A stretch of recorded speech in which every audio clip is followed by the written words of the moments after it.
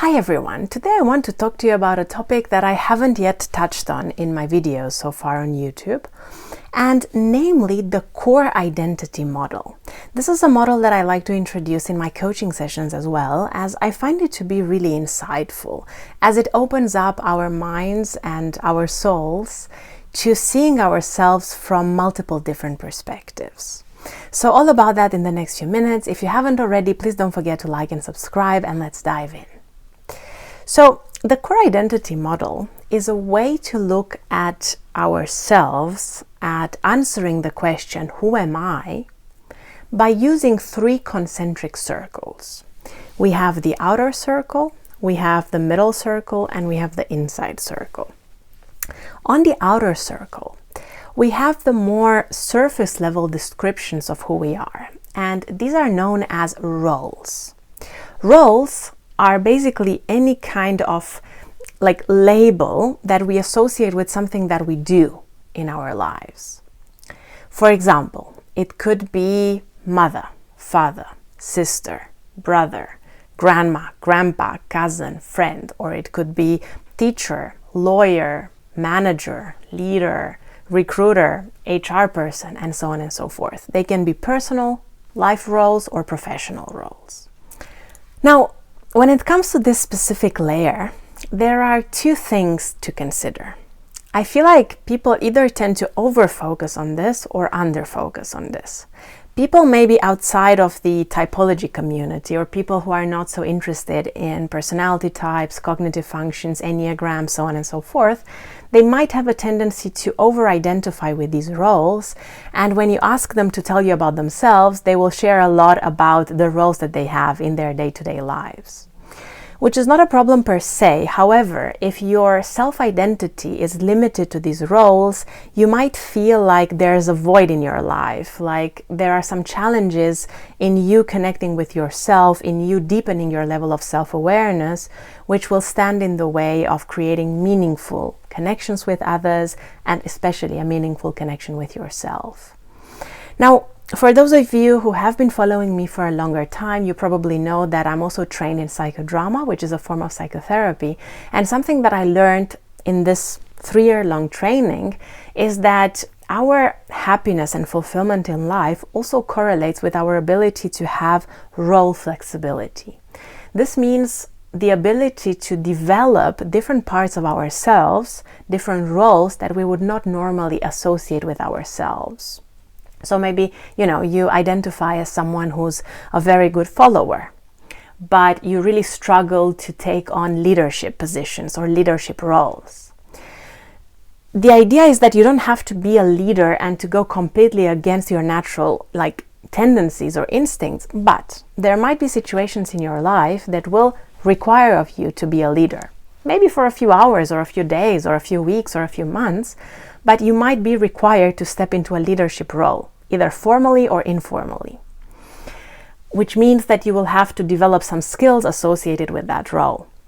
And generally speaking, the more roles we develop in ourselves, the more flexible we become in our mindset, in our internal world, and the more, let's say, adaptability we have in responding to different challenges that life provides us with, which of course correlates with happiness, fulfillment, resilience, and so on and so forth. So again, it's not bad to focus on these roles, but over-identifying with some of them can cause limitations. On the other hand, there are people who also consider that the roles are not important. And they are. Yes, we will talk about the other circles that go deeper into who we are. And of course, those things will be closer to who we are, internally or in our essence. But the roles also shape the deeper levels. Sometimes when we really develop ourselves in a certain role, whether personal or professional, we can develop certain skills, we can enhance certain personality traits that will also shape our essence and will shape our interactions with other people. And then the interactions will also shape us on our deeper levels. So it's important also not to neglect this more, let's say, surface level part of who we are. Now, moving on to the next circle, in the middle, we have something known as personality and skills. So here is where I would put a lot of the typology content. here is where I would put a lot of the abilities or skills that we have in our personal or professional life. So for example, you could put your MBTI preferences here. You could even put some elements related to cognitive function preference. You could put descriptions associated with your Enneagram type or with your Big Five type or disc type or whatever you might be interested in. Yeah, so like descriptions such as slightly introverted, very introverted, extroverted, slightly extroverted, agreeable, not so agreeable, people pleaser, independent, logical, whatever, okay? But you can also add things like good at managing people, good at organizing things, skilled language trainer, very good at like dealing with details, skilled painter, and so on and so forth. This is slightly deeper than the roles because they tend to be a little bit more stable over time. Now, again, coming back to personality psychology, a lot of the research in social psychology and personality psychology points towards the fact that personality per se is a more dynamic process. So certain traits can be enhanced in you over the course of your life. A lot of people on average tend to become less extroverted, at least socially, as they age, for example. And of course, certain life experiences can also shape certain parts of you. They can make you more balanced or less balanced, more extreme with certain natural tendencies or less extreme with certain natural tendencies. Now, personality psychology talks more about things like the Big Five, where we have these like spectrums, and less about cognitive functions and the MBTI type and the Enneagram type and so on and so forth, which of course tend to be more stable over time. We can develop within our type, but technically our type stays the same. So now we go to the most inner circle, the one that is closest to our essence. And this is our core identity. This is why the model is called core identity model. This is the part that is probably the most mysterious, because the general definition would be the part of you that never changes, the part of you that would stay with you if everything in your life disappeared. So if someone was to come to you and ask you the question, if all of your roles were suddenly irrelevant and you were not practicing them anymore, if you lost all of your skills, all of your personality traits, if someone was to come and take everything away from you, your relationships, your job, your hobbies, your home, your money, if the world completely changed, what would be left? What would you be left with? And it's not a question where you're supposed to give a right or wrong answer. It's not a question where you're supposed to be very concrete.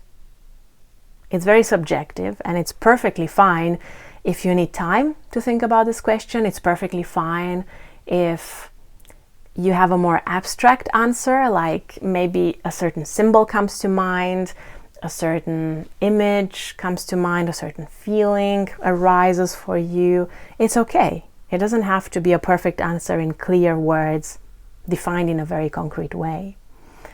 I've done this exercise myself. I've also worked with a lot of my clients using this method. And for some people, something more concrete comes up. I've heard people say, I think my hero function or my dominant function is something that is really strong in me, like the essence of that function. And that would be my core identity. For other people, it was their core values. I heard people say love would be left. Connection would be left. Growth and learning would be left. Open-mindedness would be left. Because I feel that deep down in my essence, this is the one or two, these are the one or two or three things that remain stable in my core. And for some people, a much more abstract thing occurred, like for myself. A certain image, a certain symbol of a warrior, of a dreamer, of an artist, of fire or air or water, of a rock, of wind.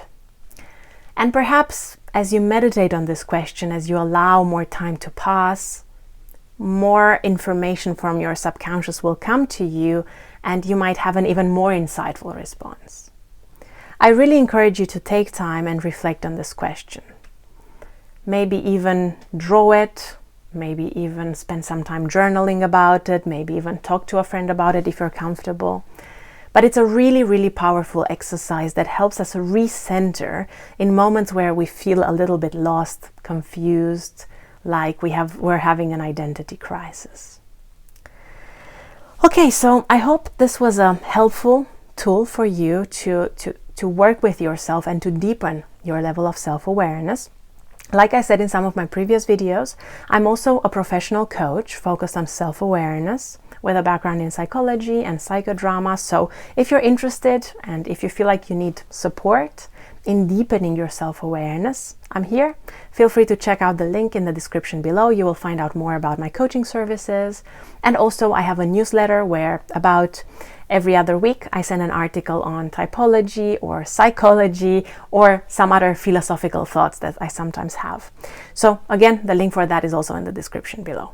Thank you guys for being with me. Thank you for watching this video, and see you next time with another video on typology.